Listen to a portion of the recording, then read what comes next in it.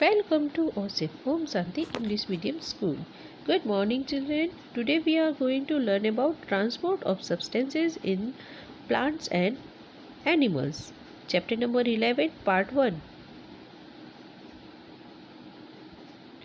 All living things are made up of cells. Some are made up of single cell. Such organisms are called unicellular organisms. Unicellular organisms such as amoeba, paramecium, and bacteria do not possess any specialized organs to perform various functions. The intake of food, water, oxygen, and removal of waste material occur across the cell surface. ये अभी जितने भी living things हैं सब cell से बने होते हैं। कुछ जो होते हैं वो एक सिंगल सेल से बने होते हैं, जैसे कि अमीबा, उनको कहते हैं यूनिसेल्युलर ऑर्गेनिज्म। जो सिंगल सेल से बनते हैं वो यूनिसेल्युलर ऑर्गेनिज्म, जैसे कि अमीबा है, पैरामीसियम है और बैक्टीरिया है। ये सब जो है ना, ये यूनिसेल्युलर है। इनके बॉडी में कोई स्पेशल ऑर्गन्स नहीं होते अलग अलग फंक्शन के लिए। उनके जो भी वो खाना खाते हैं, वाटर है और ऑक्सीजन है, और उनके बॉडी का जो वेस्ट रिमूव करते हैं, ये सारे फंक्शन जो है उनके बॉडी के सरफेस पे ही होते हैं। उनके पास और कोई एक्स्ट्रा ऑर्गन्स नहीं होते हैं। Plants and animals are multicellular. They are made up of millions of cells. Their life process are complex. They have a specific organ to perform specific function. ये जो एनिमल्स हैं, प्लांट्स हैं, ये सब multi cellular हैं। मतलब बहुत सारे मिलियंस ऑफ सेल से ये बने होते हैं, और इनकी जो लाइफ होती है, जो लाइफ का जो प्रोसेस होता है, वो बहुत कॉम्प्लेक्स होता है। उनके पास हर फंक्शन के लिए, एक स्पेसिफिक फंक्शन के लिए स्पेसिफिक ऑर्गन्स होते हैं। To perform this function every cell in the plant and animal body require useful substances such as nutrition, oxygen and water. अभी ये जो फंक्शंस होते हैं, इस फंक्शन को करने के लिए सेल और एनिमल को, उनकी बॉडी को यूज़फुल सब्सटेंस की रिक्वायरमेंट होती है, जैसे कि न्यूट्रिशन है, ऑक्सीजन है और water. Plant and animals have a transport system to carry useful substances to every cell of the body, and uh, and for the removal of waste material produced by the body. देखो, plant और animals जो हैं ये एक उनके पास जो transport system होता है, उसके थ्रू ये सारे जो न्यूट्रिशंस या ऑक्सीजन या वाटर है वो बॉडी के सभी सेल तक पहुंचता है, और वहाँ से जो बेस्ट पार्ट होता है वो भी मटेरियल को जो प्रोड्यूस होता है बॉडी को, उसको भी लेकर वो बाहर आता है। मतलब ये ट्रांसपोर्ट सिस्टम के थ्रू होता है। Transport of transport of useful material and best product in animal. The circulatory system transported useful substances from the digestive food and oxygen from the lungs to every part of the body. देखो, circulatory system जो है वो जितने भी useful substances होते हैं, जो हम खाना खाते हैं उसमें से जो फूड ऑक्सीजन होता है, वो हमारे लंग्स तक और बॉडी के सभी पार्ट तक पहुंचाता है। It also collect carbon dioxide and other waste material from the entire body to carry out all these task. The blood has to be circulated in the body all the time. देखो, ये oxygen और food जो है और useful substance तक तो body तक पहुंचाता है। इसके साथ ही साथ जो सर्कुलेटरी सिस्टम होता है, ये क्या करता है, जो हमारे बॉडी में कार्बन डाइऑक्साइड गैस इकट्ठी हो जाती है उसको भी कलेक्ट करके और हमारी बॉडी से बाहर निकालता है। और ये सारे प्रोसेस में जो ब्लड है ये हमारे बॉडी में पूरा टाइम, मतलब हमेशा घूमता रहता है, सर्कुलेट होता रहता है all time. The process of pumping blood constantly by the heart through the blood vessels to various parts of the body and back to the heart is called circulation. ठीक है। ये जो पंप करता है हमारा हार्ट जो है, पता है आपको, ये पंपिंग करता है। और ये जो हार्ट में पंपिंग करने का जो इसका प्रोसेस है, ये कंटिन्यू चलता रहता है। आपका हार्ट जो है वो हमेशा धड़कता रहता है, देखो, धक धक धक धक, मतलब वो पंपिंग कर रहा होता है। और इसे पंपिंग की वजह से ही ब्लड वेसल्स में ब्लड पहुंचता है और हमारी बॉडी के सभी पार्ट तक पहुंचता है और वापस हमारे हार्ट तक आता है। इस पूरी प्रोसेस को कहते हैं circulation. Circulatory system in human. अभी ह्यूमन बीइंग में सर्कुलेटरी सिस्टम कैसे होता है? The circulatory system is made up of a heart and an extensive network of blood vessels that's spread in the entire body. The blood vessels connected the heart with the rest of the body. जो circulatory system है ये heart से बना होता है और उसमें क्या होता है, जो ब्लड वेसल्स है उसका पूरा नेटवर्क हमारी बॉडी में फैला हुआ है। ठीक है। ये ब्लड वेसल्स जो है हमारे हार्ट से और पूरे दूसरे बॉडी पार्ट से कनेक्ट होता है। The heart pumps nearly 70 time in a minute. It an involuntary action. It is caused by the alternate contraction and relaxation of the heart muscles. This can be felt as a pulse at the wrist, neck, ankle, and groin, and the top of the foot. अभी देखो, the wrist is the convenient place to check the pulse. अभी देखो, जो हमारा heart है वो 1 minute में near about 70 times pump करता है। जो हमारा हार्ट है, अभी यहाँ नियरली लिखा है, मतलब ये कुछ जो पर्सन होते हैं ये अलग अलग बॉडी के हिसाब से उनका जो ये जो धड़कने का, जो पंपिंग करने का जो टाइम है वो कम ज़्यादा हो सकता है। 1-2 पल्स इधर या ज़्यादा ऐसे होता है, मतलब नियर अबाउट 70 टाइम वो 1 मिनट में जो हमारा जो हार्ट है वो पंप करता है। और ये एक इनवॉलेंट्री एक्शन है, मतलब इसको हम कंट्रोल नहीं कर सकते, हमारी हार्ट बीट को हम नहीं कंट्रोल कर सकते, ये अपने आप चलने वाला एक्शन है।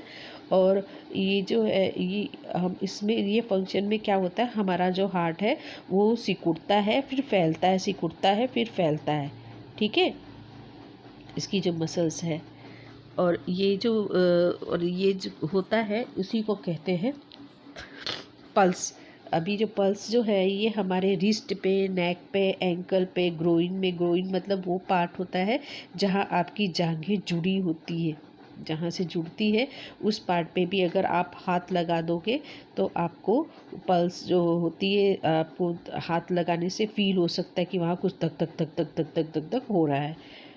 ठीक है। और लेकिन सबसे ज़्यादा जो कन्वीनियंट जो, और आपके फुट के टॉप पर भी पल्स जो होती है वो आप देख सकते हो, लेकिन सबसे ज़्यादा कन्वीनियंट होता है पल्स को देखना आपकी रिस्ट पे। इसीलिए देखो, डॉक्टर के पास भी जाते हो तो डॉक्टर आपकी पल्स को देख के ही, आपकी रिस्ट को पकड़ के ही पल्स देखते हैं। The pulse count per minute is not as the heart rate.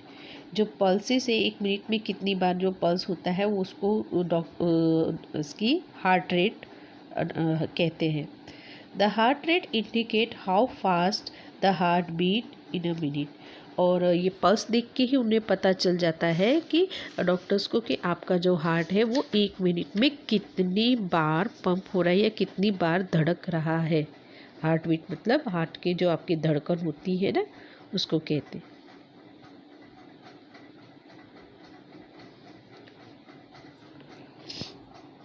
Structure of the heart. अभी हमारे हार्ट का स्ट्रक्चर कैसा होता है?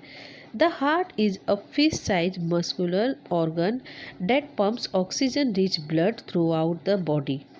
जो हार्ट होता है एक हमारी मुट्ठी के साइज का एक ऑर्गन होता है जो ऑक्सीजन रिच ब्लड को पूरी बॉडी में पंप करता रहता है, फैलाता है। In the inside of heart is divided into 4 chamber. देखो जो हार्ट है ये अंदर से 4 पार्ट में चैम्बर्स में डिवाइड है। The upper 2 chambers are called right atrium. जो ऊपर के 2 साइड है उसको राइट एट्रम कहते हैं और लेफ्ट एट्रम कहते हैं। The 2 lower chambers are called right ventricle and left ventricle. जो नीचे के 2 चैम्बर हैं वो राइट वेंट्रिकल और लेफ्ट वेंट्रिकल, और ऊपर के जो 2 चैम्बर हैं उनको लेफ्ट आर्टरम और राइट आर्टरम और left आर्टरम। A muscular wall called spectrum separate the right and left side of the heart. ये जो एक मस्कुलर वॉल होती है उसको स्पेक्ट्रम कहते हैं, और ये जो है वो राइट और लेफ्ट पार्ट के हार्ट के अलग अलग करती है। Blood travels to the all part of the blood through a network of blood vessels called arteries and vein. और जो ब्लड है वो हमारे बॉडी के सभी पार्ट तक जो ट्रैवल करता है वो एक ब्लड वेसल्स के नेटवर्क के थ्रू करता है, जिसको आर्टरीज और वेन्स कहते हैं।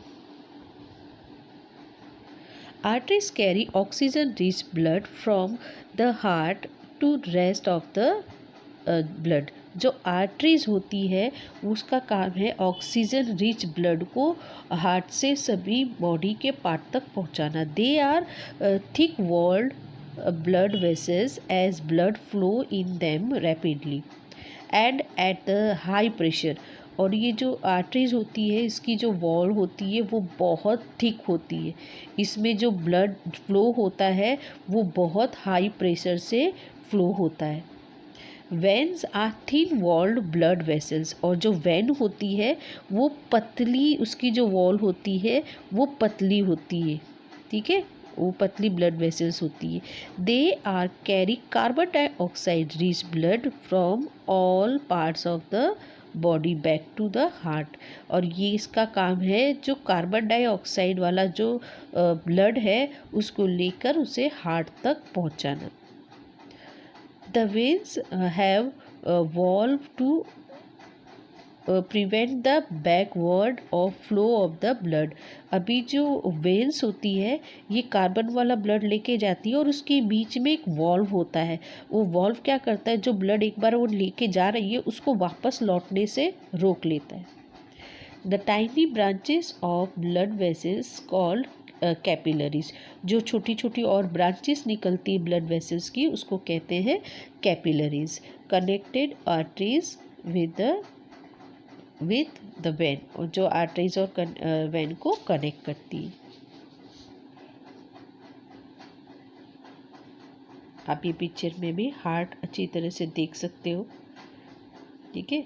सारे ब्लड वेसल्स जो हैं और कहाँ से ब्लड आता है कहाँ जाता है आपको पूरा इसमें लेबल करके दिखाया है। ये आपकी बुक में और भी अच्छे तरीके से इसको बताया गया है, बड़ा करके भी आप देख सकते हो। How does the heart work. अभी जो हमारा हार्ट है ये वर्क कैसे करता है। The heart function as a double pump, ठीक है। जो हार्ट जो है हमारा वो डबल पम्प का काम करता है, फंक्शन करता है। When you run for some or do any strenuous physical activity your heart beat faster. आपने खुद फील किया होगा जब आप दौड़ते हो या बहुत मेहनत वाला एकदम काम करते हो या एक्टिविटी कोई फिजिकल एक्टिविटी करते हो तो आपका जो हार्ट है वो बहुत तेज़ी से धड़कने लगता है, हार्ट बीट बहुत ज़्यादा बढ़ जाती है। This is because at such time the body need more oxygen to release more energy through respiration. ये ऐसा क्यों होता है, क्योंकि उस समय हमारे बॉडी को बहुत ज़्यादा ऑक्सीजन की ज़रूरत होती है और जिससे वो एनर्जी रिलीज़ करे थ्रू रेस्पिरेशन, मतलब रेस्पिरेशन के through. To supply more oxygen the blood flow faster.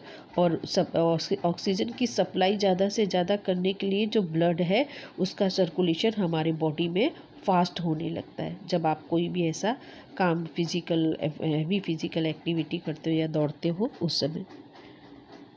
Impure blood from the veins flow into right atrium to the heart.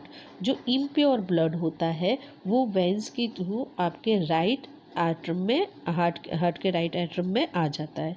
From here the blood enter the right ventricle.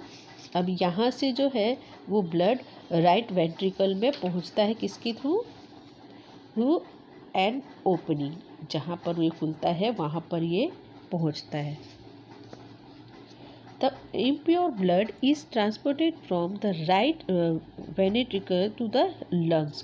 अब यहाँ से जो ये impure blood होता है ये right ventricle से lungs तक पहुँचता है। The pulmonary arteries, by the pulmonary arteries, ये जो इम्प्योर ब्लड है जो आपके इसमें आया है ये यहाँ से राइट वेंट्रिकल से लंग्स तक पहुँचता है। थ्रू किसके थ्रू पहुँचता है? पल्मिनरी आर्टरीज के through. Gaseous exchange take place in lungs. और जो गैसियस का जो एक्सचेंज है ये मैंने आपको आगे भी बताया था कि ये प्रोसेस कहाँ होता है? लंग्स में। The blood gives off carbon dioxide and take oxygen. ये जो आपको मैंने बताया था ना कि एल्वेलाइज जो है, एल्वेलाइज में ये जो कार्बन वाला ब्लड आता है, यहाँ एल्वेलाइज में ये ब्लड जो रेड ब्लड सेल्स है उससे अलग होके ये बाहर निकल जाता है और उसके साथ में और जो ऑक्सीजन, फ्रेश ऑक्सीजन लिया है ब्रीदिंग के थ्रू, वो उस ब्लड में मिक्स हो जाता है। ठीक है, तो ये यहाँ पर लंग्स में कार्बन डाइऑक्साइड वाले गैस में से जो कार्बन है वो अलग हो जाता है और ऑक्सीजन आ जाता है। The oxygen rich blood is carried to the left atrium by the pulmonary veins.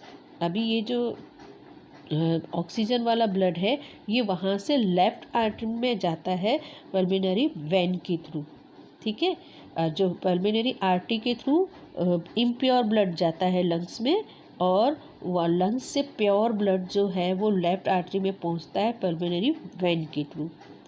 Through here the blood flow through an opening into the left ventricle. यहाँ से निकलता है और जाके कहाँ खुलता है? लेफ्ट वेंट्रिकल आर्टरी, वेंट्रिकल में खुलता है।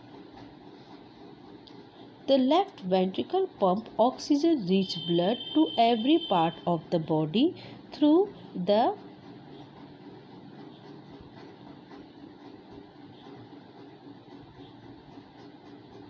aorta. The aorta is the largest artery in the body. अभी ये एओर्ट जो है ये यहाँ से जो लेफ्ट वेंट्रिकल जो पंप करता है ऑक्सीजन रिच ब्लड जो है वो सभी पार्ट तक जो पहुँचाता है। ठीक है, थ्रू एओर्ट। जो एओर्ट है ये एक सबसे बड़ा पार्ट है, आर्टरी है हमारे उसकी बॉडी की। इसकी देखो, aorta is the largest artery in the body. हमारी पूरी बॉडी में सबसे बड़ी जो आर्टरीज है ये एओर्ट है। The oxygen is then used by the cell. और उसके बाद में जो ऑक्सीजन है वो सेल यूज़ करता है। The cell produce carbon dioxide और उसके बाद में ऑक्सीजन को यूज़ करता है और कार्बन डाइऑक्साइड गैस प्रोड्यूस करता है। The blood takes in carbon dioxide and return to the right ventricle. ठीक है, और ये जो कार्बन डाइऑक्साइड गैस है ये वापस फिर राइट वेंट्रिकल में हार्ट के पहुंचता है। The blood is now pumped back into the lungs. और वापस ये जो ब्लड है ये हार्ट के थ्रू पंप होता है और वापस लंग्स में पहुंच जाता है। ठीक है, see you in next part. Till then, bye bye and take care.